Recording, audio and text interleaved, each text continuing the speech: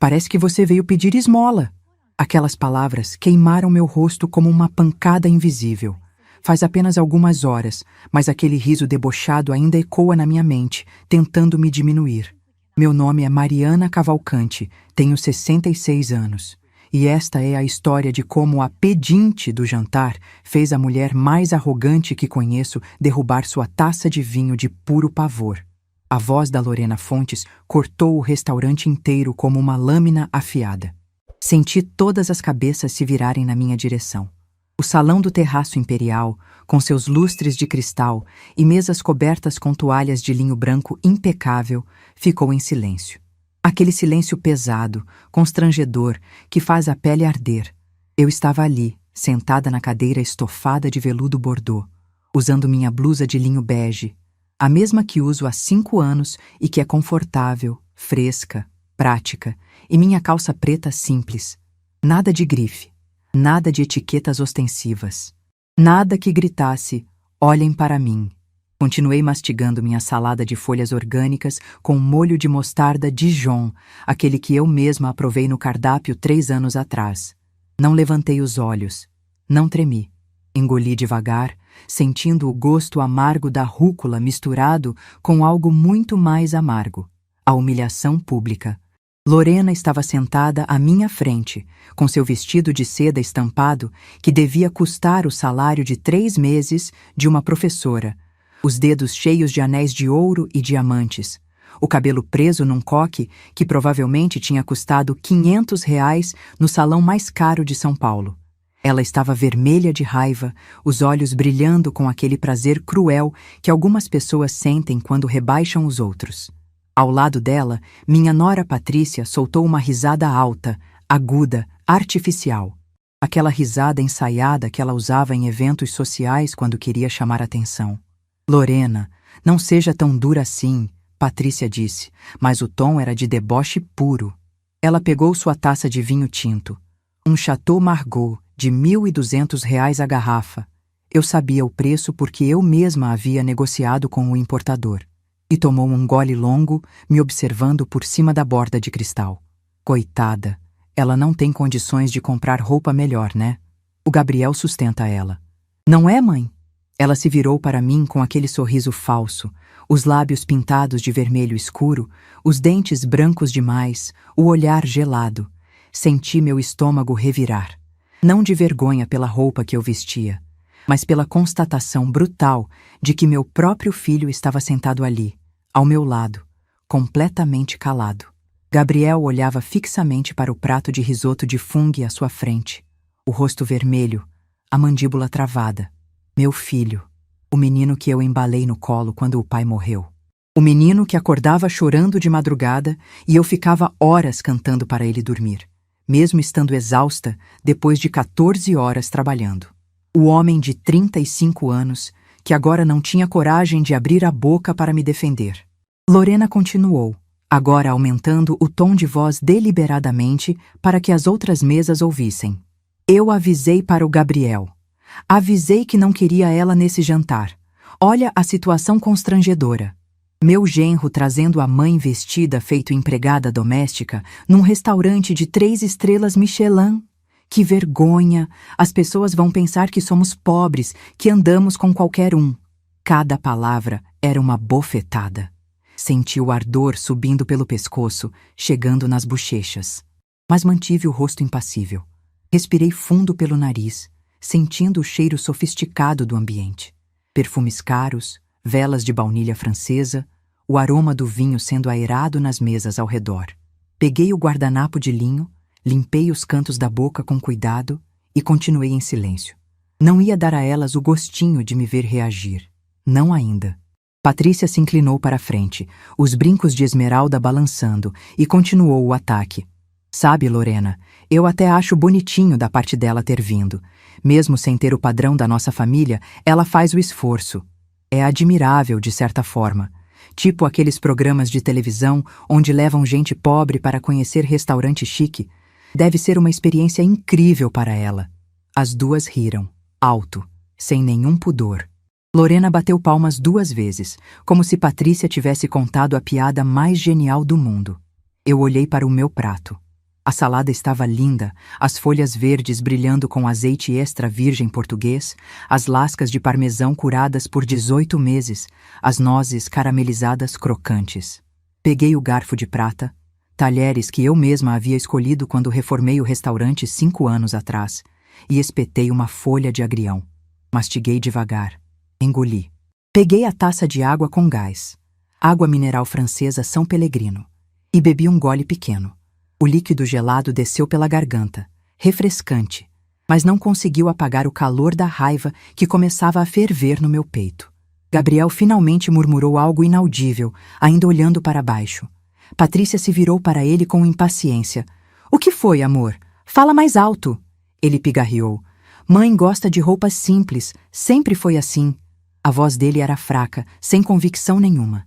Não era uma defesa. Era uma desculpa esfarrapada, uma tentativa patética de justificar minha existência naquela mesa. Lorena bufou. "Simples? Isso não é simples, Gabriel. Isso é desleixo. Sua mãe está num dos restaurantes mais exclusivos de São Paulo, onde uma reserva demora 3 meses, onde os clientes são empresários, artistas, políticos, e ela aparece parecendo que veio da feira. Você não tem vergonha?" Ela apontou para mim com o dedo cheio de anéis, como se eu fosse um objeto, uma coisa a ser criticada e dissecada. "Olha isso! Essa blusa deve ter vindo daquelas lojas de departamento barata. E essa calça? Aposto que é da mesma marca que minha faxineira usa." Senti meu coração bater mais forte. Não de vergonha, de uma raiva fria, controlada, que estava começando a tomar forma dentro de mim. Porque eu sabia algo que elas não sabiam. Eu sabia que aquela blusa de linho bege tinha sido comprada numa boutique pequena em Lisboa, durante uma viagem de negócios, e custava 300 euros. Não porque era cara, mas porque era feita à mão por uma costureira que trabalhava com tecidos orgânicos. Eu sabia que minha calça preta era de uma marca italiana sustentável, que vendia apenas para clientes selecionados. Mas, principalmente, eu sabia que enquanto elas estavam ali me julgando pela roupa, eu era a dona de tudo que elas estavam vendo. Patrícia ergueu a taça de vinho novamente e fez um brinde teatral. "Pelo menos agora ela vê o padrão da nossa família, né, mãe? Quem sabe aprende alguma coisa. Quem sabe depois desse jantar ela vai numa loja decente e compra uma roupa à altura." Elas brindaram, as taças tilintando, e riram mais uma vez. O som ecoou pelo restaurante. Percebi que o casal na mesa ao lado nos observava com desaprovação. Uma senhora idosa de cabelos grisalhos olhava para Lorena com nojo. Mas Lorena e Patrícia estavam tão absortas no show particular de crueldade que nem percebiam. Foi nesse momento que eu vi o Sr. Ademir Costa Rodrigues, gerente-geral do Terraço Imperial há 12 anos, atravessando o salão principal com passos apressados. Ele tinha 62 anos, sempre impecável no terno cinza chumbo, cabelos grisalhos penteados para trás, bigode bem aparado. Mas agora havia algo diferente. Ele estava pálido. A testa brilhava com suor. As mãos tremiam levemente. Vi quando ele passou pela mesa da Lorena, ela estava acenando freneticamente, querendo pedir mais vinho. E ele simplesmente ignorou. Passou direto. Ignorou também a mesa do deputado estadual que sempre exigia atenção especial. Ignorou o empresário do setor de tecnologia que tinha acabado de chegar. Veio direto na minha direção. Meu coração disparou. Não de medo, de antecipação, porque eu sabia o que ia acontecer. E de repente, toda aquela humilhação, toda aquela dor, todo aquele desrespeito que eu havia engolido nos últimos 20 minutos ia se transformar em algo muito diferente. O Sr. Ademir parou ao lado da minha cadeira. Ele estava ofegante, como se tivesse corrido. Fez uma reverência completa, curvando o corpo em 90 graus, as mãos estendidas ao lado do corpo. O tipo de reverência que se faz para autoridades, para pessoas de extremo respeito. "Boa noite, Dona Mariana Cavalcante. Perdoe-me imensamente por não ter vindo cumprimentá-la antes. Não sabia que a senhora estaria aqui hoje. Não recebi aviso da Conceição. Há algum problema com o serviço? Alguma coisa que não esteja de acordo com os padrões que a senhora estabeleceu?" O silêncio que caiu sobre aquela mesa foi tão absoluto que eu consegui ouvir o som da taça de vinho escorregando dos dedos da Lorena. O cristal bateu na mesa com um tinido alto antes de tombar. O vinho tinto Chateau Margaux se espalhou pela toalha branca como sangue, formando uma mancha escura que crescia rapidamente, pingando nas bordas, escorrendo para o chão. Patrícia ficou completamente imóvel, o garfo suspenso no ar, um pedaço de salmão grelhado espetado nele, a boca entreaberta. Gabriel arregalou os olhos e finalmente me olhou, realmente me olhou, e vi o choque estampado no rosto dele. Lorena ficou lívida. A maquiagem pesada não conseguia esconder a palidez que tomou conta do rosto dela. Ela abriu e fechou a boca 2 vezes, como um peixe fora d'água, tentando formar palavras que não saíam. O corpanzil estufado no vestido de seda parecia ter murchado de repente. Eu limpei os cantos da boca com o guardanapo pela última vez, dobrei cuidadosamente e coloquei ao lado do prato. Olhei para o senhor Ademir com um sorriso gentil, caloroso, o tipo de sorriso que eu reservava para pessoas que realmente respeitava. Está tudo perfeito, Ademir, absolutamente perfeito. A salada está excelente como sempre. Os temperos estão equilibrados, as folhas estão frescas, crocantes. Pode ficar tranquilo, você e sua equipe estão fazendo um trabalho impecável, como nos últimos 15 anos. O senhor Ademir relaxou visivelmente, o alívio inundando o rosto. Ele sorriu de volta, aquele sorriso profissional, mas genuíno de quem realmente se importava com a qualidade do trabalho. Fico extremamente feliz em ouvir isso, dona Mariana. A senhora precisa de alguma coisa? Quer que eu prepare sua mesa privativa no 2º andar? Quer que o chefe Carlo prepare algum prato especial que não está no cardápio? A cozinha está completamente à sua disposição. Posso pedir para trazerem aquele vinho português que a senhora adora? O Quinta do Vale Meão? Temos 3 garrafas na adega reservadas exclusivamente para a senhora. Lorena encontrou a voz. Saiu trêmula, aguda, quase histérica. Como assim? Você conhece a dona Mariana? Ela olhava do senhor Ademir para mim, depois de volta para ele, os olhos esbugalhados, não conseguindo processar o que estava vendo e ouvindo. O senhor Ademir virou o rosto na direção dela. A expressão era de confusão genuína, quase ofendida. As sobrancelhas grisalhas se franziram. Conhecer, senhora? Ele repetiu a palavra como se fosse absurda. Eu não conheço a dona Mariana. Eu trabalho para a dona Mariana. Ela é a proprietária do Terraço Imperial, a fundadora, a dona de tudo isso aqui. Ele fez um gesto amplo com o braço, abarcando o salão inteiro. Os lustres caríssimos, as obras de arte nas paredes, o piano de cauda no canto, as mesas elegantes, os garçons de smoking, tudo. Ela é minha chefe há 15 anos. A mandíbula de Patrícia literalmente caiu. A boca se abriu o perfeito de choque. O garfo que ela segurava caiu no prato com um barulho metálico alto. Gabriel fechou os olhos com força, as mãos agarrando a borda da mesa, os nós dos dedos ficando brancos. Ele parecia querer que a terra se abrisse e o engolisse. Lorena começou a tremer. As mãos gordas com aqueles anéis todos tremiam visivelmente. Ela tentou se recompor, endireitando as costas, mas a voz saiu esganiçada. Isso é mentira. É impossível. Impossível. Ela não tem dinheiro nem para comprar uma roupa decente. Olha como ela está vestida. Ela parece uma... A voz falhou. Eu finalmente falei. Minha voz saiu calma, baixa, controlada, mas com uma frieza que cortava mais do que qualquer grito. Lorena, eu não preciso usar Chanel para provar quem eu sou. Não preciso de diamantes de 10 quilates pendurados no pescoço. Não preciso de bolsas Louis Vuitton ou Hermès. Eu uso o que é confortável para mim, o que é prático para o meu dia a dia, o que me faz sentir bem. Porque quando você tem dinheiro de verdade, dinheiro que você construiu com as próprias mãos, tijolo por tijolo, contrato por contrato, você não precisa provar absolutamente nada para ninguém. Você não precisa gritar para o mundo, olhem quanto eu tenho. Só precisa disso quem não tem nada além das aparências. O silêncio era ensurdecedor agora. Percebi que várias mesas ao redor tinham parado de comer e conversavam para nos observar. O casal ao lado nos encarava abertamente. O deputado estadual tinha virado a cadeira na nossa direção. Até os garçons tinham parado de servir e observavam discretamente de longe. Eu me virei para o senhor Ademir, que aguardava minha próxima instrução com atenção total. Fiz um gesto sutil com a mão e ele imediatamente entendeu. Claro que entendeu. Trabalhávamos juntos há 15 anos. Ele conhecia cada gesto meu, cada olhar, cada inflexão de voz. Ele acenou discretamente e 2 seguranças vestidos com ternos pretos apareceram de uma porta lateral que levava aos escritórios administrativos.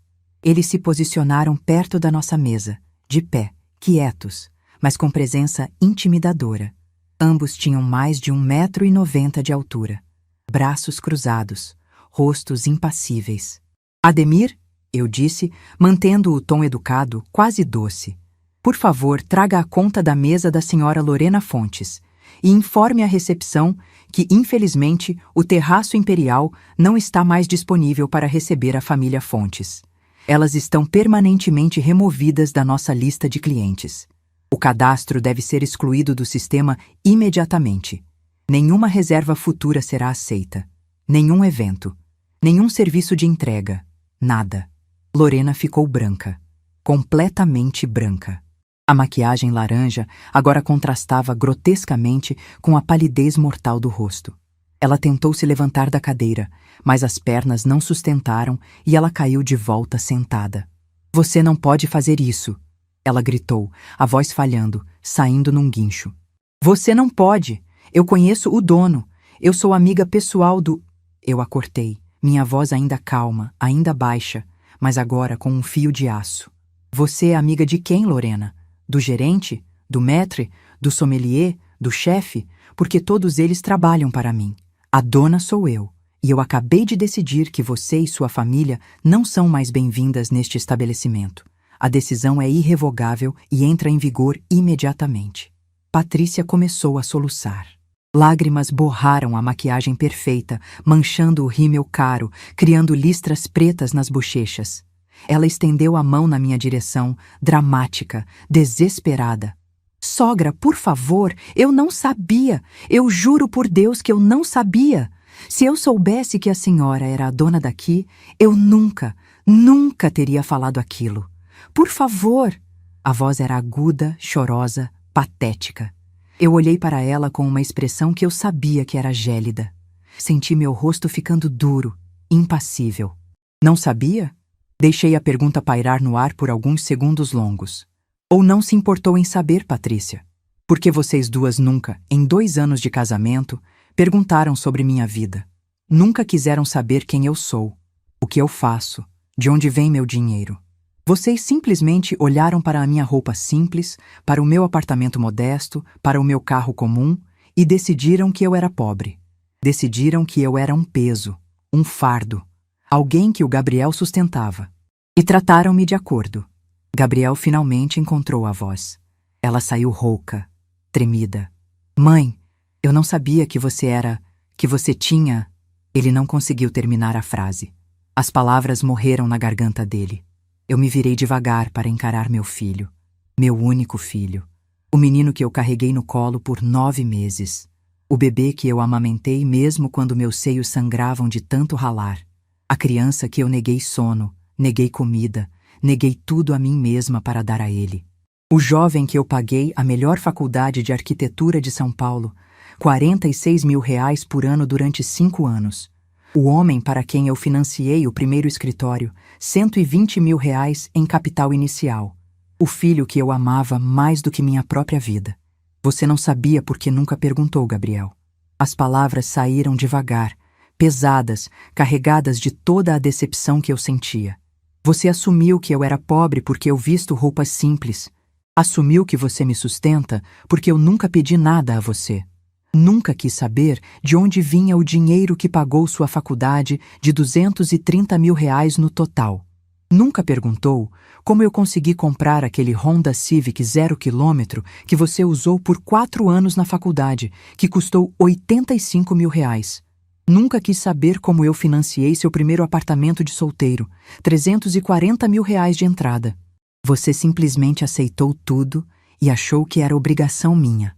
Achou que era normal. E quando se casou com essa mulher, apontei para Patrícia sem olhar para ela. Você deixou ela me tratar como lixo. Gabriel estava chorando agora. Lágrimas grossas desciam pelo rosto dele.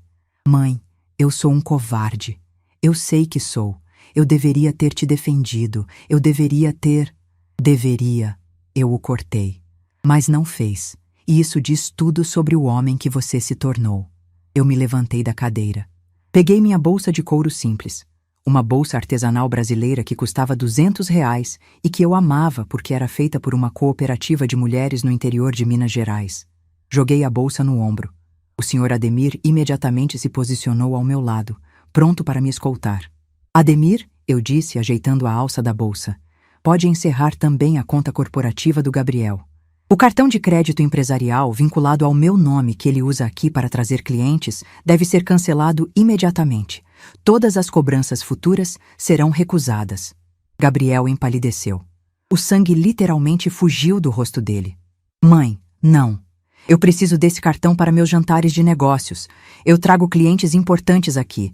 É essencial para o meu trabalho. Eu sorri. Mas não era um sorriso feliz. Era um sorriso triste, cansado, desiludido. Então você vai precisar aprender a pagar do seu próprio bolso, meu filho.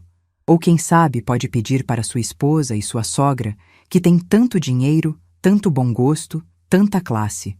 Elas certamente vão adorar bancar seus jantares de negócios. Boa noite. Comecei a caminhar em direção à saída. O Sr. Ademir me acompanhava, abrindo caminho educadamente entre as mesas. Ouvi Lorena gritando atrás de mim, a voz histérica. Você vai se arrepender disso. Você vai pagar por essa humilhação. Eu vou. Mas eu não me virei. Não olhei para trás. Mantive a cabeça erguida, os ombros retos, os passos firmes. Atravessei aquele restaurante. O meu restaurante. Sob os olhares de todos os presentes. Alguns olhavam com choque, outros com admiração. Vi a senhora idosa de cabelos grisalhos acenar levemente para mim, um gesto de solidariedade e respeito. Quando cheguei à porta principal, o manobrista já estava esperando com meu carro. Um Toyota Corolla prata de 5 anos, completamente comum, mas confiável e econômico. Entrei, ajustei o retrovisor e dei a partida. Antes de sair, olhei para o espelho e vi meu reflexo. Uma mulher de 66 anos, cabelos grisalhos naturais presos num rabo de cavalo simples, rosto sem maquiagem, blusa de linho bege amassada. Antes de eu contar o que aconteceu nos dias seguintes, me diz uma coisa. Você acha que eu exagerei? Ou faria a mesma coisa no meu lugar? Deixa nos comentários. Agora vou te contar a parte que ninguém viu. Dirigi pelas ruas de São Paulo em silêncio absoluto. Não liguei o rádio. Não coloquei música.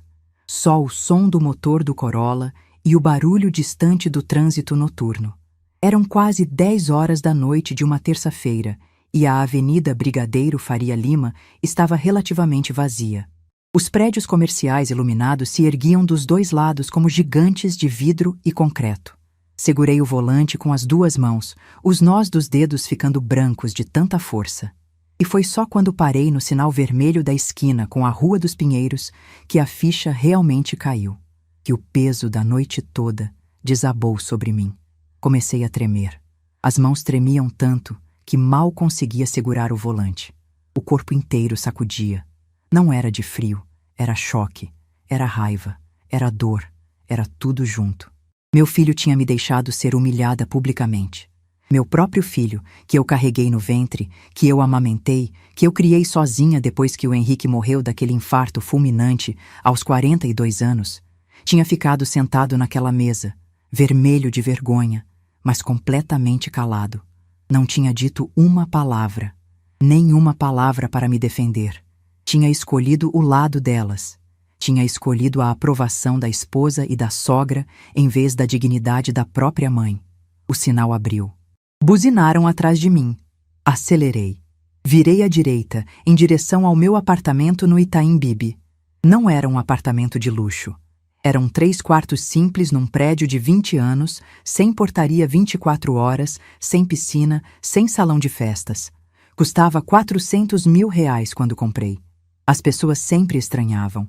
Mariana, com todo o dinheiro que você tem, por que mora num lugar tão simples? Porque eu não preciso de luxo para dormir bem. Não preciso de mármore italiano e pé direito duplo para me sentir em casa.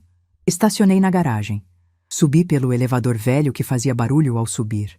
Entrei no apartamento escuro. Não acendi as luzes. Joguei a bolsa no sofá bege de tecido que comprei há 10 anos. Caminhei até a varanda pequena que dava para a rua. Abri a porta de vidro e deixei o ar frio da noite entrar. São Paulo estava barulhenta lá embaixo. Carros passando, pessoas conversando alto, um cachorro latindo. E ali, sozinha na varanda, eu finalmente deixei as lágrimas caírem. Chorei. Chorei como não chorava desde o dia do funeral do Henrique. Chorei em silêncio, tapando a boca com a mão para não fazer barulho, como se houvesse alguém ali para me julgar. As lágrimas eram quentes, salgadas, e não paravam. Escorriam pelo rosto, pingavam no chão de cimento frio da varanda. Chorei pela humilhação de ter sido tratada como uma pedinte naquele restaurante. Chorei pela dor de ter sido chamada de empregada doméstica por pessoas que nunca trabalharam um dia sequer nas vidas mimadas delas. Mas principalmente chorei porque meu filho tinha me abandonado. Fiquei ali por quanto tempo, eu não sei. Talvez meia hora, talvez 1 hora. Quando finalmente consegui parar, meus olhos estavam inchados, o rosto vermelho. Entrei de volta no apartamento. Fui até o banheiro. Olhei para meu reflexo no espelho. Uma mulher de 66 anos destruída me encarava de volta.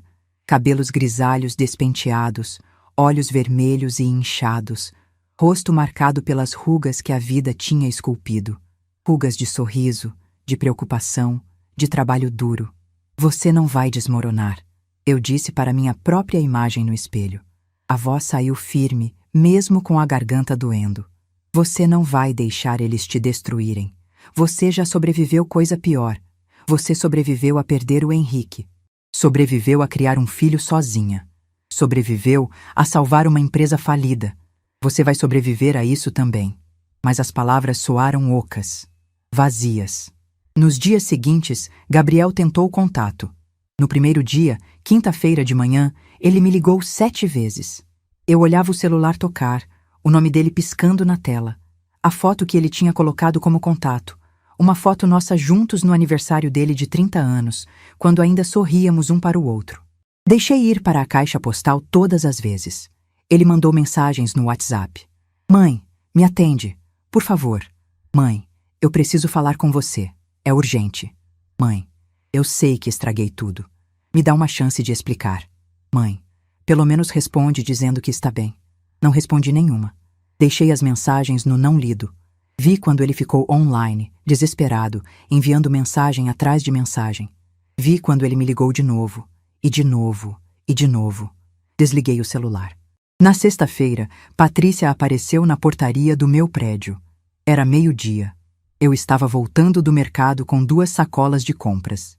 Seu Geraldo, o porteiro que trabalha ali há 15 anos, me parou antes de eu entrar. Dona Mariana, tem uma moça aí fora querendo falar com a senhora. Já está há 40 minutos. Eu disse que não podia entrar sem autorização, mas ela insiste. Olhei pela porta de vidro e vi Patrícia. Ela estava de calça jeans rasgada propositalmente. Aquelas calças que custam R$1.000, mas parecem velhas de propósito. E blusa branca de grife. Os olhos estavam vermelhos por trás dos óculos escuros enormes. O cabelo perfeito estava preso num rabo de cavalo bagunçado. Ela parecia ter dormido mal. Bom, seu Geraldo? Eu disse calmamente. Essa pessoa não tem autorização para entrar. Nunca teve e nunca terá. Se ela continuar insistindo, o senhor pode chamar a polícia por perturbação. Ele acenou, compreensivo. Eu subi para o apartamento. Pela janela da sala, vi quando ela finalmente desistiu e entrou no carro importado. Um BMW branco que devia custar R$200.000. Vi quando ela bateu a porta com raiva. Vi quando ela ficou parada ali dentro, provavelmente chorando. Fechei a cortina. No sábado, Conceição me ligou. Conceição Silva, minha secretária há 30 anos, praticamente minha irmã. Uma mulher negra, linda, de 58 anos, cabelos crespos grisalhos, sempre elegante, sempre eficiente. Mari, ela disse, usando o apelido que só ela podia usar. Tenho novidades. E você não vai gostar. Fala, Conceição. A Lorena tentou fazer reserva no Via Veneto hoje de manhã. O Via Veneto era outro restaurante que eu possuía, especializado em culinária italiana, localizado nos Jardins. O sistema bloqueou automaticamente. Aí ela ligou, falou com o gerente, fez escândalo dizendo que conhecia a dona, que era amiga pessoal, que o bloqueio era um erro.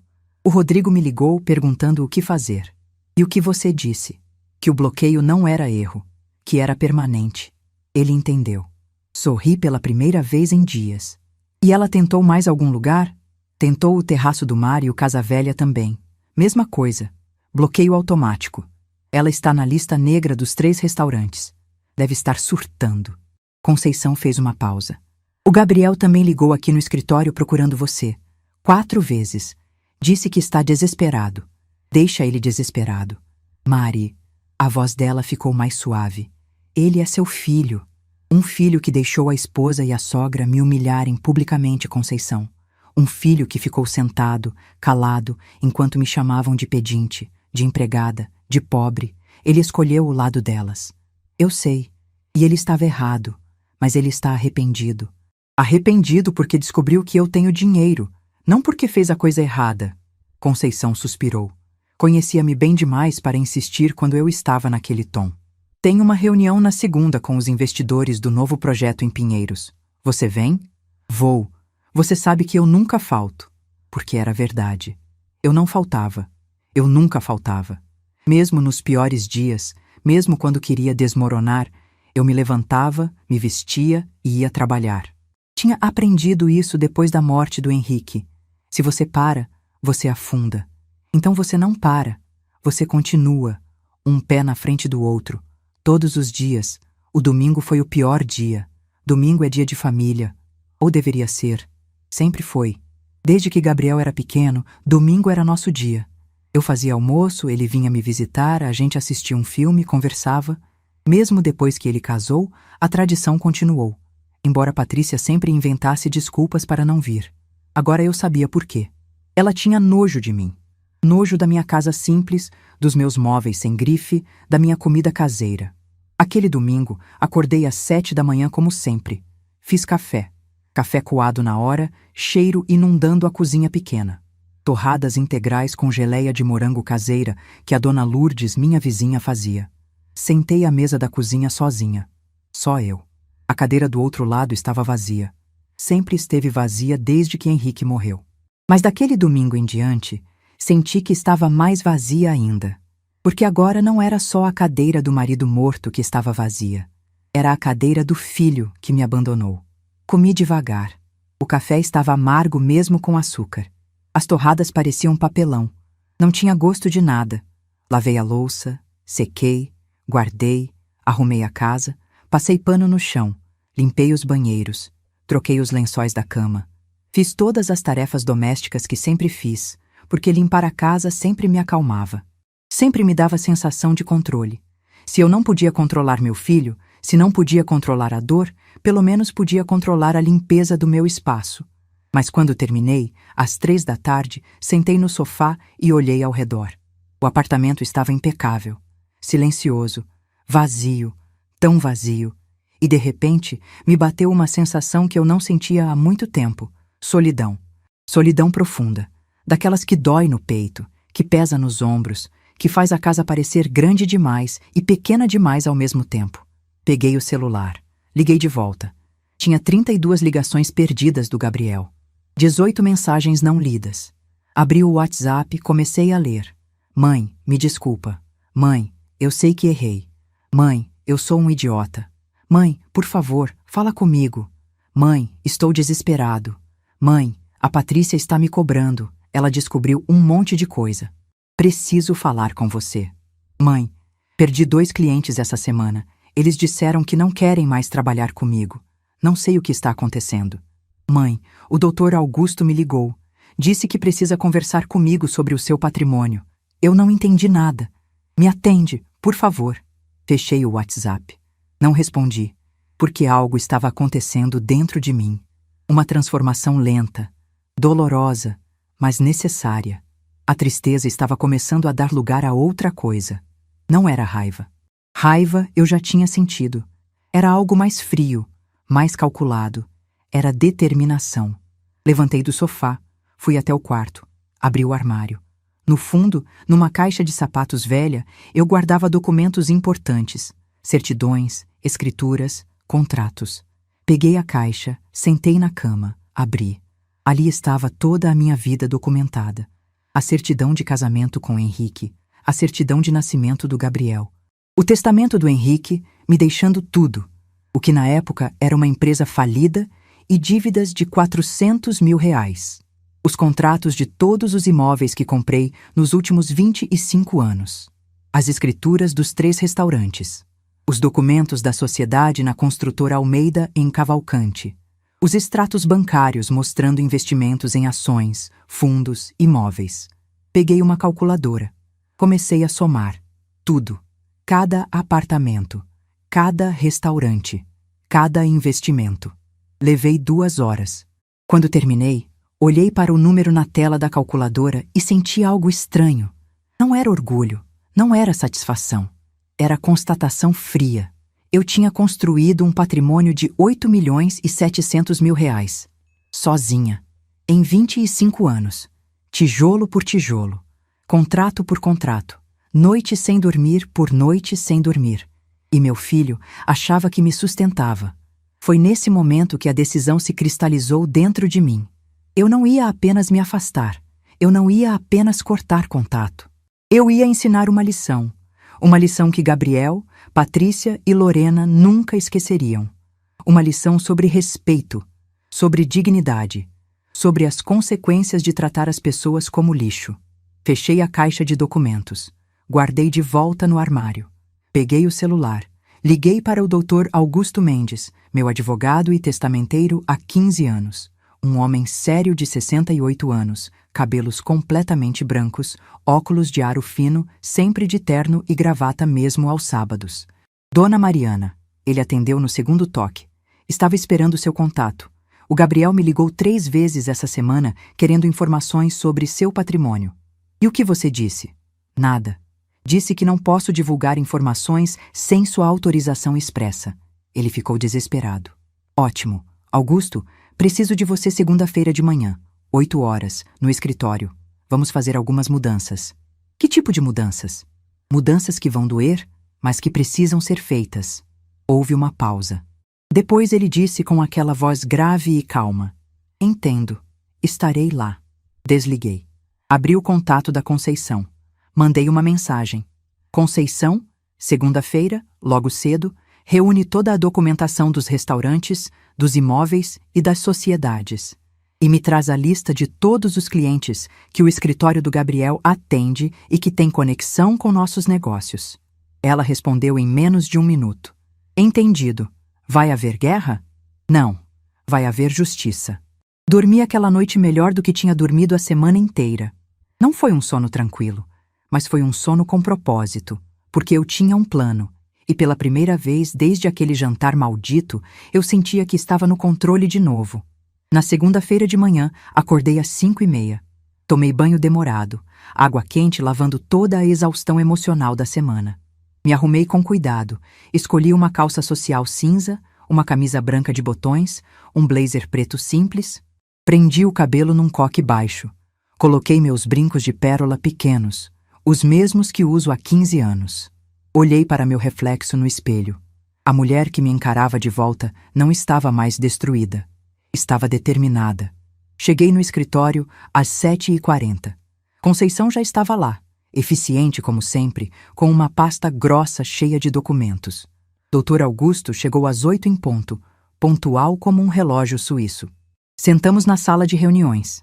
Uma sala simples, com uma mesa de madeira, 6 cadeiras, um quadro branco na parede. Então, Dr. Augusto começou, ajeitando os óculos. O que vamos fazer? Eu respirei fundo.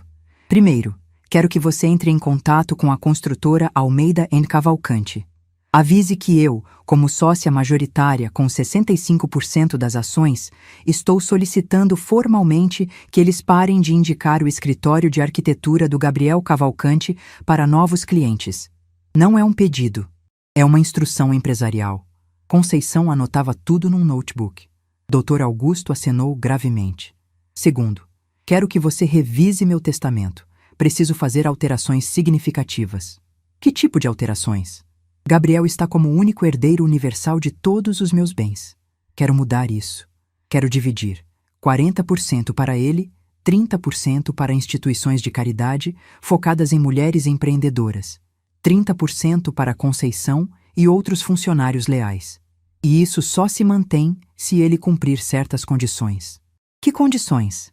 Que ele prove, nos próximos 2 anos, que consegue se sustentar sozinho, sem minha ajuda, sem minhas indicações, sem meu dinheiro. Se ele não conseguir, a parte dele cai para 20% e o resto vai para a caridade. Dr. Augusto assentiu lentamente. É severo, mas é legal. Vou preparar o documento. Terceiro, eu continuei, sentindo uma calma fria me invadir. Quero que você envie uma notificação formal para o Gabriel informando que todos os benefícios financeiros estão suspensos. O cartão corporativo já foi cancelado. Agora quero que ele saiba que a mesada que eu depositava na conta dele todo mês, R$ 5.000, está encerrada. Que o seguro do carro que eu pagava está cancelado. Que o plano de saúde premium que eu custeava está cancelado. Tudo. Ele vai precisar aprender a ser adulto. Conceição olhou para mim com preocupação. Mari, 5.000 por mês é muito dinheiro para cortar de uma vez. Ele tem contas fixas. Que ele aprenda a pagá-las com o dinheiro que ele ganha, Conceição. Ele é arquiteto formado, tem escritório, tem clientes.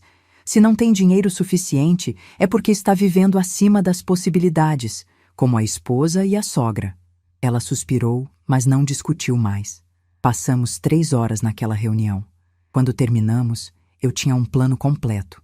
Um plano que ia mudar tudo, que ia forçar meu filho a crescer, a amadurecer, a entender o valor das coisas. E se ele não aprendesse, bem, pelo menos outras mulheres se beneficiariam do meu trabalho duro. Saí do escritório ao meio-dia. Resolvi caminhar. São Paulo estava quente, o sol de novembro batendo forte. Caminhei pela Avenida Paulista, no meio da multidão de executivos apressados, vendedores ambulantes, turistas tirando fotos. Me senti invisível no meio de tanta gente. Mas era uma invisibilidade diferente da que eu tinha sentido naquele jantar. Não era humilhante. Era libertadora. Parei num café pequeno, daqueles de esquina, sem nome chique, sem decoração de revista. Pedi um café expresso e um pão de queijo. Sentei numa mesinha de plástico na calçada. Observei as pessoas passando. E pela primeira vez em uma semana, sorri. Um sorriso pequeno, cansado, mas real. Porque eu tinha descoberto algo importante. Eu não precisava do Gabriel para ser feliz. Não precisava da aprovação dele. Não precisava do amor dele. Seria maravilhoso ter tudo isso? Claro. Mas eu podia viver sem. Eu já tinha vivido sozinha antes. Tinha criado ele sozinha. Tinha construído um império empresarial sozinha. Eu era forte. Sempre fui. E agora estava lembrando disso. Meu celular tocou. Era uma mensagem de número desconhecido. Abri. Dona Mariana, aqui é Marina, vizinha do Gabriel. A senhora não me conhece, mas preciso falar com a senhora. É sobre seu filho. Por favor, me liga. Meu coração disparou. Liguei imediatamente. Uma voz jovem de mulher atendeu. Alô? Aqui é Mariana Cavalcante. Você me mandou uma mensagem? Sim. Dona Mariana, eu sou vizinha do Gabriel. Moro no apartamento ao lado. Eu ouvi uma briga muito feia hoje de manhã, entre ele e a Patrícia. Ela estava gritando, jogando coisas. Eu ouvi ela dizendo que vai pedir divórcio, que ela não casou para ser pobre, que o Gabriel é um fracassado que depende da mãe. Foi muito feio, Dona Mariana. Fechei os olhos. Respirei fundo. E ele? Como ele está? Ele parece destruído. Saiu do apartamento às 10 da manhã e não voltou. Deixou a porta entreaberta. Eu fiquei preocupada. Achei que a senhora devia saber. Obrigada por me avisar, Marina. Desliguei. Fiquei sentada naquela mesinha de plástico, segurando o celular, sentindo algo estranho no peito. Não era alegria pela vingança. Não era satisfação por ver Patrícia mostrando as verdadeiras cores. Era preocupação. Porque por mais que Gabriel tivesse me decepcionado, por mais que tivesse me magoado, ele ainda era meu filho. E uma mãe não consegue simplesmente desligar o amor, por mais que tente. Mas eu não ia correr atrás dele. Não ia salvá-lo. Não dessa vez. Dessa vez, ele precisava cair. Precisava se quebrar. Para poder se reconstruir. Do jeito certo. Terminei meu café, paguei a conta, voltei para casa caminhando. E quando entrei no meu apartamento vazio, silencioso, simples, senti algo que não esperava sentir. Paz. Uma paz frágil, delicada, mas real. Porque eu estava finalmente aprendendo a escolher minha própria dignidade acima de tudo, inclusive acima do meu filho.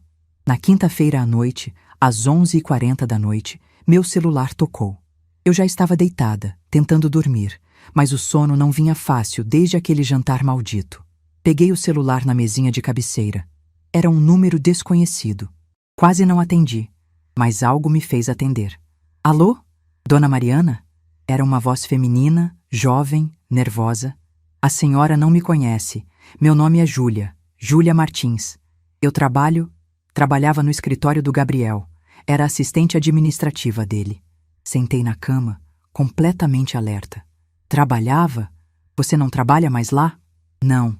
Ele me demitiu hoje.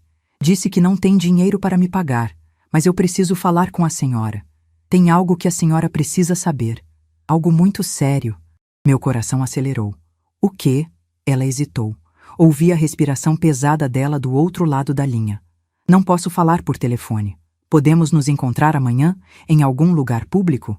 Pode ser no shopping Iguatemi, no café do segundo andar. 12h. Estarei lá. A senhora vai saber quem sou.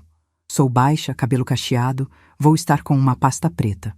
Dona Mariana, o que eu vou contar vai chocar a senhora. Ela desligou antes que eu pudesse perguntar mais alguma coisa. Não consegui dormir o resto da noite. Fiquei olhando para o teto, a mente disparada. O que aquela moça tinha para me contar? Por que o tom de voz dela era de quem estava com medo? O que estava acontecendo no escritório do Gabriel que eu não sabia? Na sexta-feira, cheguei ao shopping Iguatemi às 11h40. O café era um daqueles lugares modernos, com mesas de madeira clara e plantas penduradas no teto. Havia movimento. Mulheres bem vestidas, conversando, executivos em reuniões rápidas. Me sentei numa mesa do canto, de costas para a parede, de onde conseguia ver toda a entrada. Ao 12h em ponto, ela apareceu. Júlia Martins. Devia ter uns 25 anos, pele morena, cabelos cacheados presos num coque, olhos grandes e assustados. Vestia calça jeans e blusa simples. Carregava uma pasta preta debaixo do braço. Ela olhou ao redor nervosamente antes de me ver. Quando nossos olhos se encontraram, ela veio direto para minha mesa. Dona Mariana? Ela perguntou, a voz baixa. Senta, Júlia. Quer um café? Não, obrigada. Eu preciso falar rápido. Estou com muito medo. Ela se sentou, colocou a pasta na mesa. As mãos tremiam. A senhora sabe que eu trabalhava no escritório do Gabriel há 2 anos, né? Era assistente administrativa. Cuidava da parte financeira, pagamentos, contratos, essas coisas. Sim, continua. Ela abriu a pasta. Tirou vários documentos. Nos últimos 6 meses, comecei a notar umas coisas estranhas.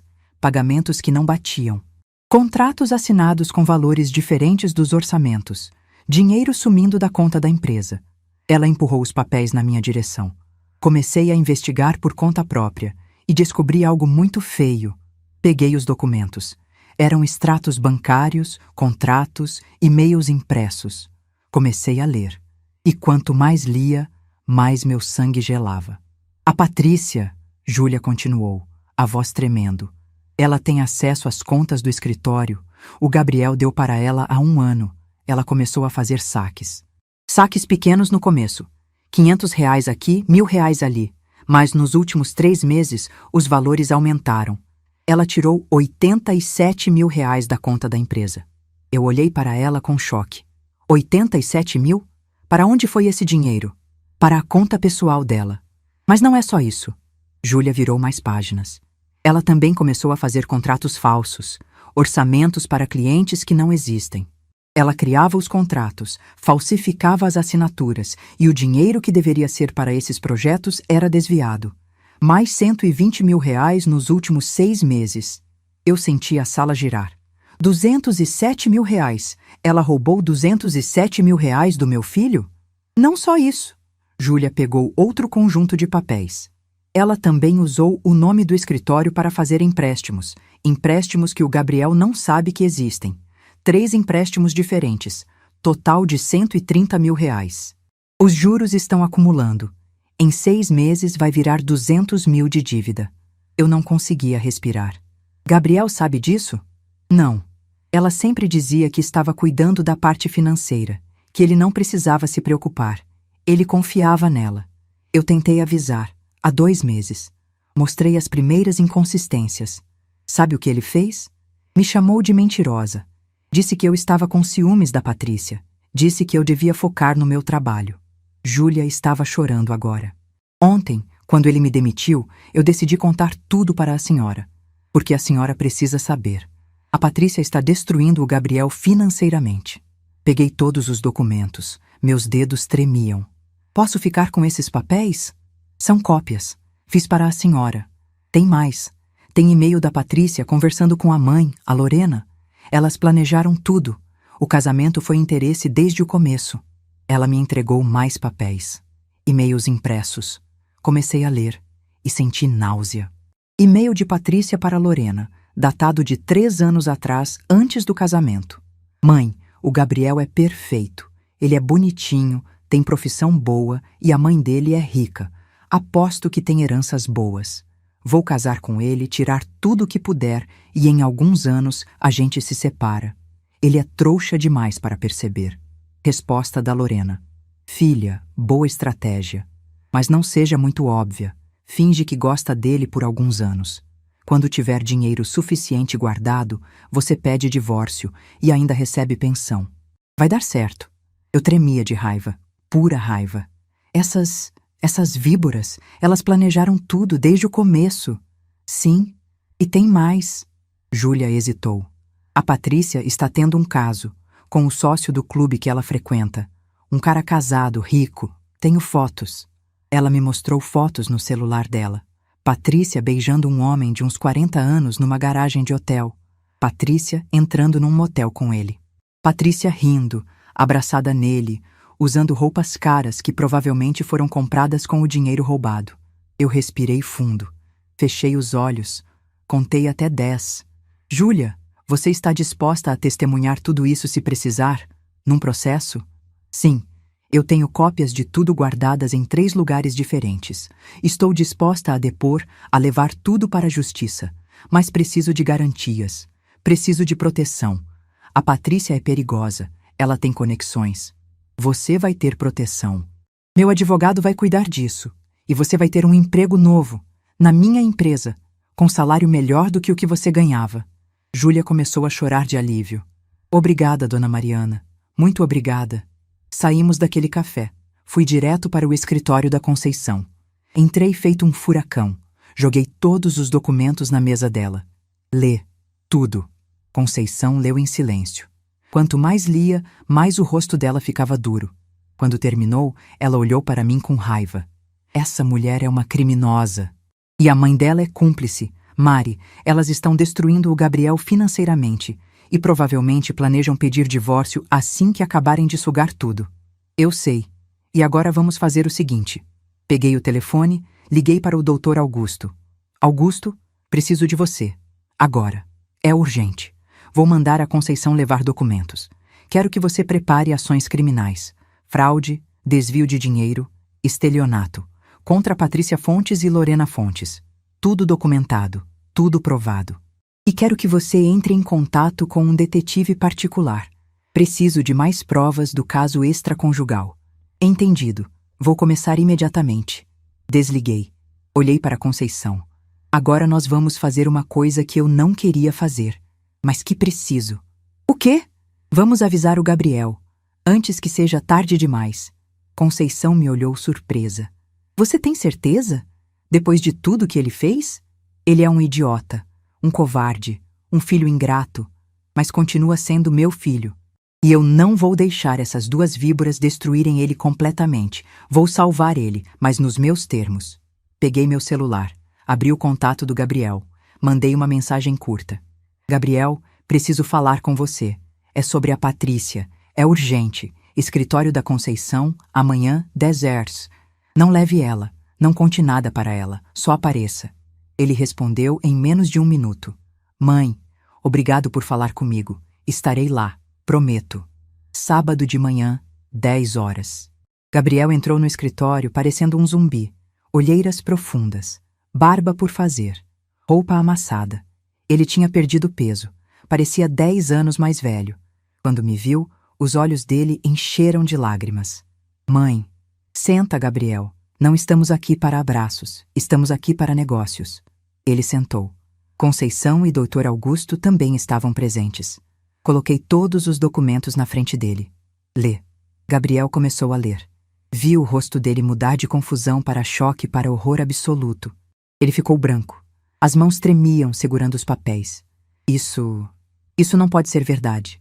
A Patrícia não faria isso. Não faria. Fez. Está tudo documentado. Extratos bancários, contratos falsos, e-mails confessando, fotos dela com o amante. Tudo. Ele estava chorando agora, soluçando. 207 mil roubados. Mais 130 mil em empréstimos fraudulentos.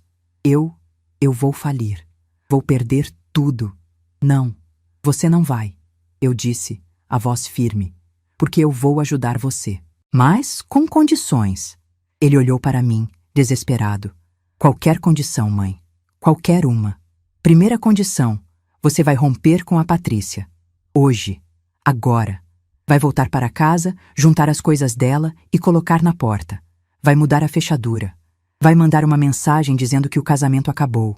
Sim, vou fazer. Segunda condição.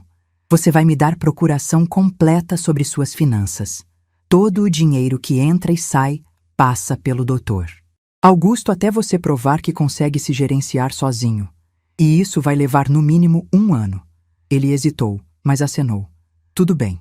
Terceira condição. Você vai trabalhar. De verdade. Sem minha ajuda. Sem minhas indicações. Vai batalhar seus próprios clientes. Vai reconstruir seu negócio com seus próprios méritos. Eu vou pagar suas dívidas dessa vez. Mas é a única vez.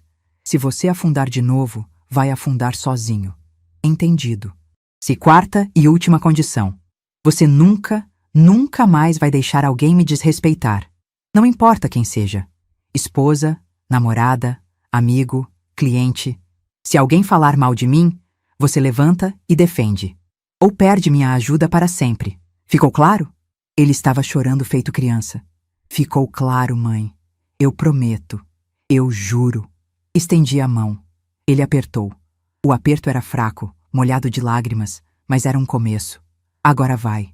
Faz o que precisa ser feito. Ele saiu daquele escritório quebrado. Mas precisava ser assim. Precisava quebrar para reconstruir certo. Eu me virei para Dr. Augusto. Dá andamento nas ações contra Patrícia e Lorena. Quero que elas paguem por cada real roubado, por cada mentira, por cada manipulação. Vai ser feito. E então comecei a planejar a parte final. A confrontação, o checkmate. O momento em que Patrícia e Lorena descobririam que mexeram com a pessoa errada. Levei 3 semanas para preparar tudo. 3 semanas meticulosas, cuidadosas, onde cada detalhe foi planejado com precisão cirúrgica. Porque quando você vai dar um golpe definitivo, não pode haver margem para erro. Não pode haver escapatória. Dr. Augusto trabalhou duro. Investigador particular contratado. Todas as transações bancárias rastreadas e documentadas. Todas as conversas de WhatsApp recuperadas através de perícia forense no computador do escritório que Júlia nos deu acesso. Testemunhas localizadas e dispostas a depor. O amante de Patrícia identificado e fotografado em mais 12 ocasiões diferentes. O processo de divórcio preparado. As ações criminais prontas para serem protocoladas. Gabriel fez sua parte. Botou Patrícia para fora do apartamento naquele mesmo sábado. Ela gritou, chorou, ameaçou, tentou seduzi-lo, mas ele manteve a postura. Mudou as fechaduras, bloqueou ela de tudo. Conceição me contou que ele chorou no telefone com ela depois, mas não voltou atrás. Estava aprendendo a ser forte. Patrícia correu para a casa da mãe, claro. Lorena imediatamente entrou em ação, tentando pressionar Gabriel. Ligações, mensagens ameaçadoras. Advogado particular mandando notificações exigindo pensão conjugal, partilha milionária de bens. Elas realmente achavam que iam conseguir alguma coisa. Pobres tolas. Na terceira semana, Na quinta-feira, dia 9 de dezembro, eu estava pronta. Liguei para Patrícia de um número privado. Ela atendeu no segundo toque, a voz cheia de veneno. Alô? Patrícia, aqui é Mariana. Silêncio. Depois, o que você quer, velha? Engoli o insulto. Mantive a voz calma, quase doce. Quero conversar. Sobre a separação. Sobre um acordo. Acordo? Finalmente a senhora entrou na razão. Eu quero 50% de tudo que o Gabriel tem. Mais pensão de 15 mil reais por mês. Mais a casa de praia que sei que você tem. Sorri. Ela não sabia de nada. Podemos conversar sobre isso. Você, sua mãe, eu e o Gabriel. Amanhã, sexta-feira, 7 horas da noite, no Terraço Imperial. Ela hesitou. No seu restaurante? Que ironia. Considere meu gesto de boa vontade. Jantar pago, ambiente neutro. Conversamos como pessoas civilizadas. Chegamos num acordo que beneficie todos. Está bem, mas quero meu advogado presente. Pode trazer quem quiser. Mesa reservada para 6 pessoas. Desliguei. Liguei imediatamente para Gabriel. Amanhã, 7 da noite. Terraço Imperial. Vista seu melhor terno. E prepare seu emocional.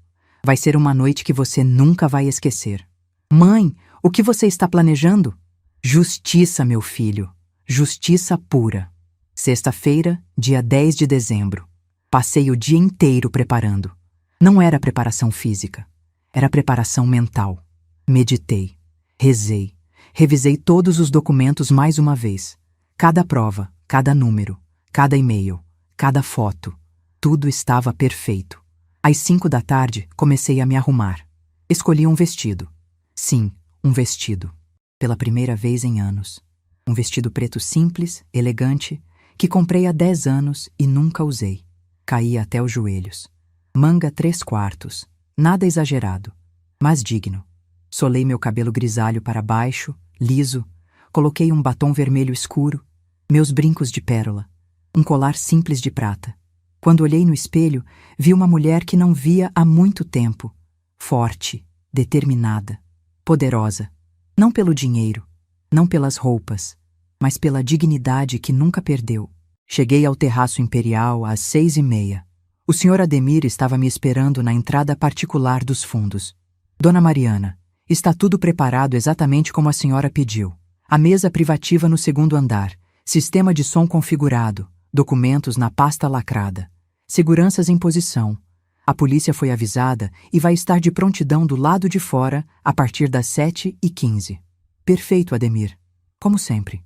Subi para o segundo andar. A sala privativa era linda, paredes de madeira nobre. Uma mesa grande de mogno para 8 pessoas. Lustres elegantes. Janelas com vista para a cidade iluminada. Sobre a mesa, eu havia colocado 6 pastas pretas idênticas. Uma em cada lugar, lacradas. Dentro de cada pasta, todos os documentos, todos os extratos bancários, todos os e-mails impressos, todas as fotos da traição, todas as provas do roubo. Tudo. Gabriel chegou às 6h45. Vestia o terno cinza que eu tinha dado de presente no aniversário dele há 3 anos.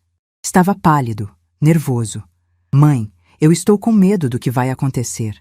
Não tenha medo. Apenas observe e aprenda que ações têm consequências. Às 7 horas em ponto, Patrícia e Lorena chegaram e trouxeram companhia. Um homem de terno caro, careca, uns 50 anos, segurando uma pasta de couro. O advogado particular delas, presumivelmente. Patrícia vestia um vestido vermelho justo, decote profundo, salto altíssimo. Maquiagem excessiva, joias por todo lado, tentando impressionar. Lorena estava ainda mais enfeitada, com um conjunto de blazer e saia bege, coberta de correntes de ouro. Elas entraram naquela sala privativa com arrogância. Patrícia nem me olhou. Sentou-se na cadeira, jogou a bolsa na mesa, cruzou as pernas. Então vamos acabar logo com isso. Onde está o acordo? Lorena acenou para o advogado sentar. Doutor Roberto, pode começar explicando nossa proposta. Eu levantei a mão, o gesto firme. Antes de qualquer proposta, eu gostaria que todos abrissem as pastas que estão na frente de vocês. Patrícia franziu a testa. Que pastas? Essas. Apontei para as pastas pretas lacradas em frente a cada lugar. Lorena pegou a dela com desconfiança. Abriu. Começou a ler. Em 5 segundos, ficou branca. Patrícia abriu a dela. O sorriso arrogante sumiu do rosto instantaneamente. O que é isso? Isso, eu disse, minha voz calma, mas cortante feito vidro. É a verdade. A verdade que vocês tentaram esconder. A verdade que vocês achavam que ninguém descobriria. Dr. Roberto, o advogado delas, estava lendo também. O rosto dele ficou sério. Ele olhou para Patrícia, depois para Lorena. Vocês me disseram que não havia nada irregular, que era só uma separação comum. Patrícia tentou se recompor. Isso é mentira. Forjaram esses documentos. Isso não prova nada. Eu sorri. Aquele sorriso frio que eu tinha praticado. Não prova? Página 3. Extrato bancário oficial do Banco do Brasil, agência 3426, conta corrente empresarial, em nome do escritório Gabriel Cavalcante Arquitetura. Destaque para as linhas marcadas em amarelo. R$ 87.340 em saques realizados por você, Patrícia, entre março e novembro deste ano. Todos transferidos para sua conta pessoal. Número da conta, agência, CPF, tudo documentado. Patrícia ficou sem palavras. Página 7. 3 contratos falsos. Clientes que não existem. Orçamentos fraudulentos. Total de R$ 120 mil desviados. Suas assinaturas eletrônicas em cada documento, rastreadas pelo IP do seu notebook pessoal. Lorena tentou se levantar. Isso é um absurdo. Vocês não podem nos acusar assim. Isso é calúnia. Página 15. Eu continuei, implacável. Conversas de WhatsApp recuperadas através de perícia forense. Conversas entre você, Lorena, e sua filha, Patrícia, planejando o casamento como golpe financeiro. Suas próprias palavras. Ele é trouxa demais para perceber. Vamos tirar tudo que puder e pedir divórcio.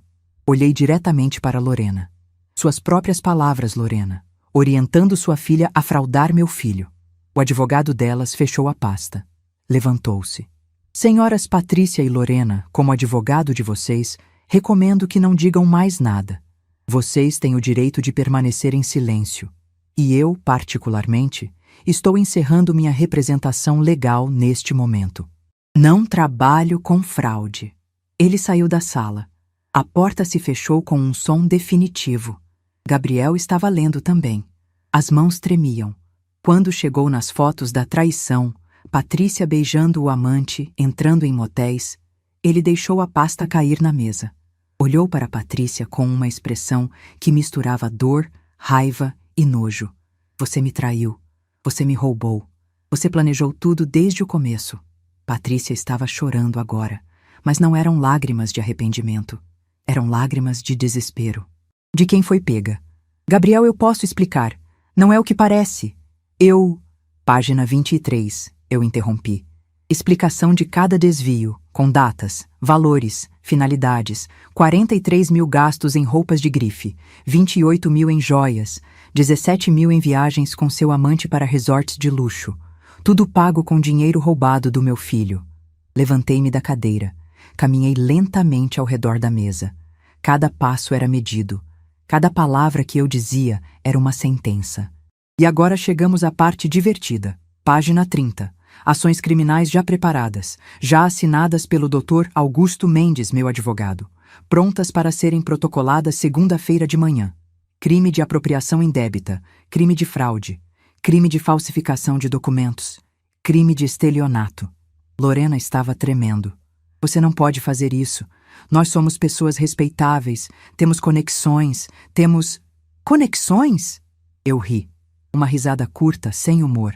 Lorena, você realmente acha que suas conexões sociais valem alguma coisa? Você acha que seus amiguinhos do clube vão te defender quando souberem que você é uma criminosa? Que orientou sua filha a roubar mais de 200 mil reais? Patrícia se levantou, desesperada. Tentou se aproximar de Gabriel. Gabriel, amor, por favor, nós podemos resolver isso. Eu devolvo o dinheiro. Eu te amo. Gabriel recuou. A voz dele saiu firme pela primeira vez desde que eu cheguei. Você não me ama. Nunca amou. Eu fui um idiota. Um completo idiota. Mas não sou mais. Voltei para meu lugar na cabeceira da mesa. Sentei, cruzei as mãos sobre a mesa. Agora vou explicar o que vai acontecer. Vocês têm duas opções. Primeira opção: assinam o acordo que está na última página da pasta. Vocês devolvem todo o dinheiro roubado, R$ 207 mil, em parcelas de 10 mil por mês pelos próximos 21 meses. Pagam todos os empréstimos fraudulentos. Assinam o divórcio sem pedir nada. Nem pensão, nem partilha. Nada. E em troca, eu não protocolo as ações criminais. Vocês ficam com ficha limpa. Pobres, mas livres. Patrícia olhava para mim com ódio. E a segunda opção? A segunda opção, eu disse, minha voz baixando ainda mais, ficando gélida, é vocês recusarem. E aí, segunda-feira de manhã, protocolo tudo. Vocês são processadas criminalmente. Vão responder na justiça. Provavelmente vão ser condenadas. Patrícia, de 2 a 4 anos de prisão por apropriação indébita e estelionato. Lorena, como cúmplice, 1 a 2 anos. E além da prisão, vão ter a ficha criminal. Vão ter a reputação destruída. Todo mundo que vocês conhecem vai saber que vocês são criminosas. Todos os amigos do clube. Todos os conhecidos. Todos. Porque eu vou me certificar de que essa história seja publicada nos jornais. Tenho contatos na imprensa. O silêncio na sala era absoluto. Até o barulho de fora da cidade parecia ter sumido. Lorena finalmente encontrou a voz. Saiu quebrada, derrotada. Quanto tempo temos para decidir? Até domingo, meio-dia. Depois disso, a oferta expira. E eu protocolo tudo. Empurrei 2 canetas na direção delas. Ou vocês assinam agora, e terminamos com isso hoje. Patrícia olhou para a mãe. Lorena olhou para a filha. Vi o momento exato em que elas perceberam que tinham perdido, que não havia saída, que eu as tinha em xeque-mate completo. Patrícia pegou a caneta com mãos tremendo. Folheou até a última página. Assinou. Lorena fez o mesmo. As assinaturas eram trêmulas, borradas pelas lágrimas que caíam nos papéis. Ótimo, eu disse, pegando os documentos assinados. Agora saiam do meu restaurante e nunca mais apareçam na frente da minha família. Se eu vir vocês a menos de 100 metros do Gabriel, do meu escritório, da minha casa, eu considero o acordo quebrado e protocolo tudo. Entenderam? Elas se levantaram. Patrícia tentou mais uma vez. Mariana, você não precisava ter feito isso. Nós poderíamos ter conversado, chegado num acordo sem... Sem o quê? Eu a cortei, levantando também, ficando de frente para ela. Sem expor que vocês são criminosas? Sem mostrar que vocês planejaram destruir meu filho? Patrícia, vocês tiveram inúmeras chances de serem pessoas decentes, de tratarem minha família com respeito. Vocês escolheram mentir, roubar, manipular, e agora estão pagando o preço. Virei as costas para elas. Ademir! Chamei, e ele imediatamente apareceu na porta. Por favor, escolte essas senhoras até a saída e garanta que elas nunca mais sejam atendidas em nenhum estabelecimento meu. Ele acenou. Patrícia e Lorena saíram daquela sala destruídas, humilhadas, derrotadas. Gabriel ficou.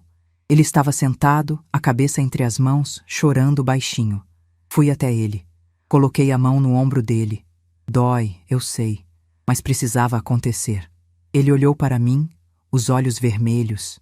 Mãe, eu sinto tanto. Por tudo. Por ter deixado elas te humilharem. Por não ter te defendido. Por ter sido cego.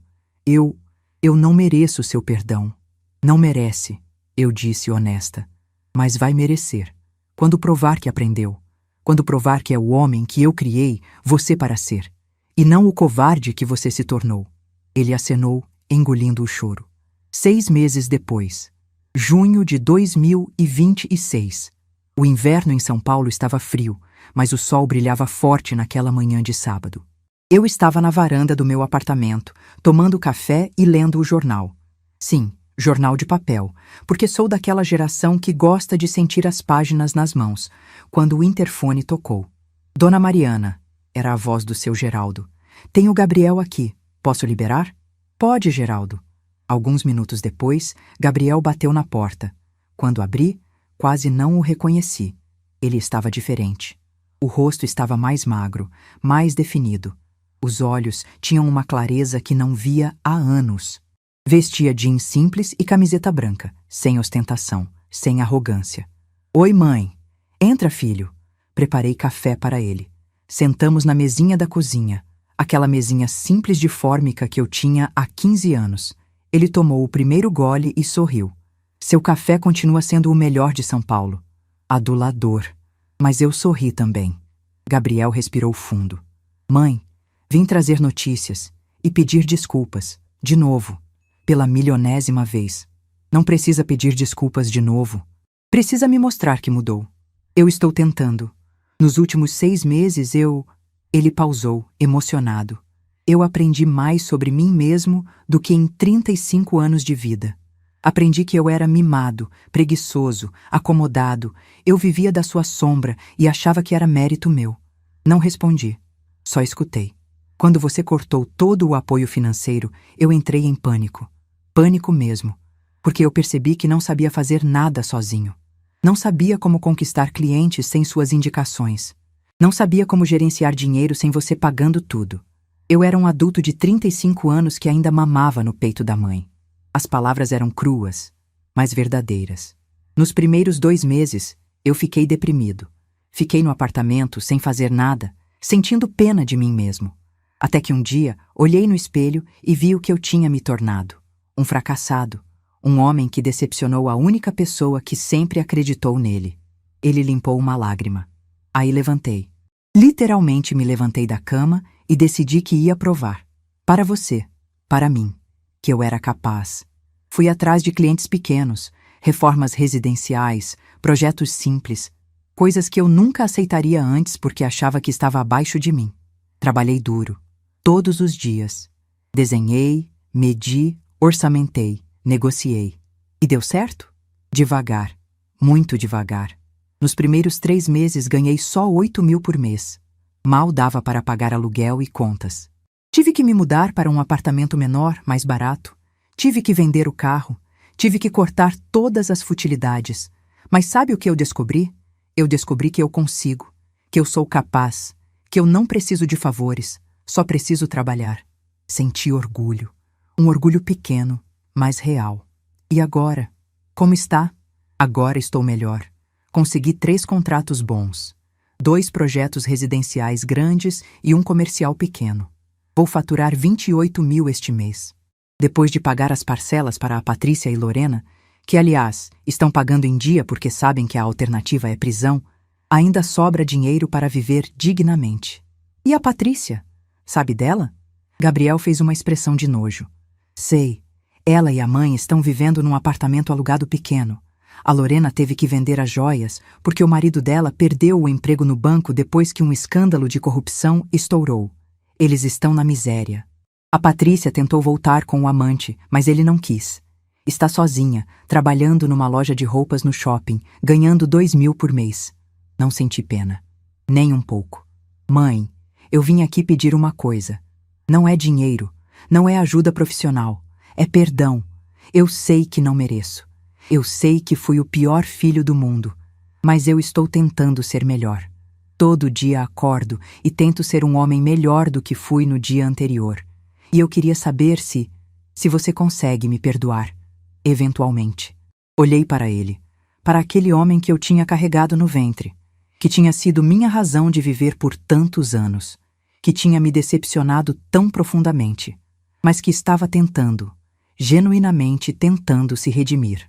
Gabriel, o perdão não é algo que eu dou de uma vez. É algo que você conquista, aos poucos, com ações, com mudanças reais. Mas eu posso te dizer uma coisa. Eu já te perdoei por não me defender naquele jantar. Porque aquilo me ensinou algo importante. O quê? Que eu não preciso que ninguém me defenda. Eu sei me defender sozinha. E que eu nunca mais vou aceitar desrespeito de ninguém. Nem de familiares, nem de ninguém. Ele sorriu, aquele sorriso triste, mas esperançoso. Você sempre foi mais forte do que eu, mãe. Não é questão de ser forte, é questão de conhecer seu valor. E nunca, jamais, deixar alguém te fazer sentir menos do que você é. Passamos a manhã conversando. Sobre trabalho, sobre vida, sobre planos. Pela primeira vez em anos, foi uma conversa real. Sem máscaras, sem fingimentos. Só mãe e filho. Quando ele foi embora, ao meio-dia, me abraçou forte. Obrigado, mãe, por não ter desistido de mim, mesmo quando eu merecia. Mães não desistem, filho, mas também não são capachos, lembra disso. 3 meses depois, setembro. Estava num evento de empresárias no Hotel Unique, em São Paulo, quando recebi uma notícia que me fez sorrir. Conceição me ligou. Mari, liga a televisão, canal da Record. Reportagem sobre fraudes conjugais. Liguei no celular. E lá estava. Uma reportagem de 10 minutos sobre casamentos por interesse, golpes financeiros entre cônjuges. E o caso principal? Patrícia e Lorena. O repórter contava toda a história. Sem citar meu nome, eu tinha exigido anonimato, mas expondo tudo. O golpe, o roubo, a traição. As fotos borradas da Patrícia entrando no motel. A condenação civil que elas tinham assinado. Patrícia tinha sido entrevistada. Provavelmente pagaram para ela falar. Ela estava irreconhecível, sem maquiagem, cabelo preso bagunçado, roupa simples, chorando, dizendo que se arrependia, que tinha feito escolhas erradas, que estava pagando o preço. Lorena se recusou a aparecer. A matéria terminou com um alerta. Cuidado com relacionamentos baseados em interesse financeiro. As consequências podem destruir vidas inteiras. Desliguei o celular. Sorri. Justiça tinha sido feita. Publicamente. Hoje, janeiro de 2027, um ano após aquele jantar maldito, estou sentada na varanda do meu apartamento. O mesmo apartamento simples, os mesmos móveis sem grife, a mesma vida modesta, mas com uma diferença fundamental. Agora eu sei, sem sombra de dúvida, qual é meu valor. Gabriel vem me visitar todo domingo, sem falta. Traz almoço.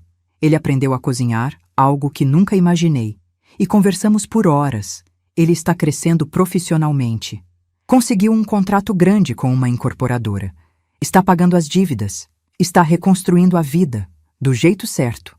Lorena e Patrícia desapareceram da cena social. Ninguém mais convida elas para nada. O marido de Lorena pediu divórcio. Patrícia está sozinha, trabalhando em 2 empregos para conseguir pagar as parcelas do acordo. Eu continuo com meus 3 restaurantes, meus investimentos, minha vida discreta, uso minhas roupas simples, dirijo meu Corolla, moro no meu apartamento modesto. Mas agora, quando entro num lugar, qualquer lugar, eu entro com a cabeça erguida, porque aprendi a lição mais importante da minha vida. Sua roupa não define quem você é. Sua conta bancária não define seu valor. O que define você é como você trata as pessoas. É sua dignidade, é seu caráter, é sua capacidade de se levantar quando te derrubam. E eu me levantei, mais forte do que nunca. Minha lição final. Elegância nunca foi sobre o preço da roupa que você veste. Elegância é sobre a dignidade com que você enfrenta a vida.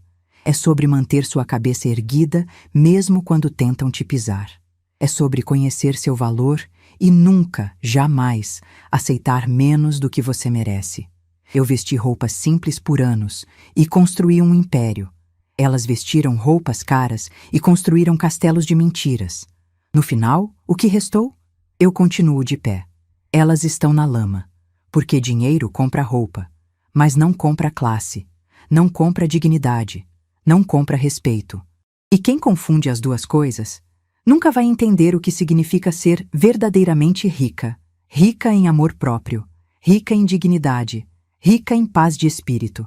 E essa riqueza, ninguém pode roubar de você.